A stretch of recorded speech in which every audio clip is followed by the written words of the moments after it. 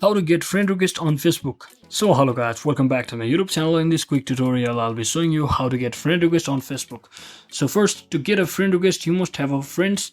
So another thing what you want to do is just make sure you have enabled such options or settings from your settings of your Facebook page. So just click on this Facebook profile icon at the top right corner. Now select Facebook, and once inside here, finally click on this three dot icon, and you can actually copy this link, which is your profile link, and share it on other platform to get the friend request from your particular friends.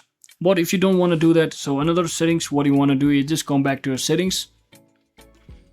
So just tap on settings.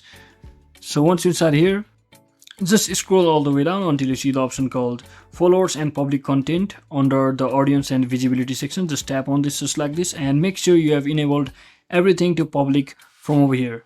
Just make sure you have enabled or selected public for every single post from over here, just like this. And once you do all of that, what you need to do next is just come over to your friend request section. So once you're inside here, you can easily find the settings or find the friend suggestions by simply clicking on this. As you can see, currently I have no friends, so I will simply click on see friend suggestion, and it will automatically show me friend suggestion.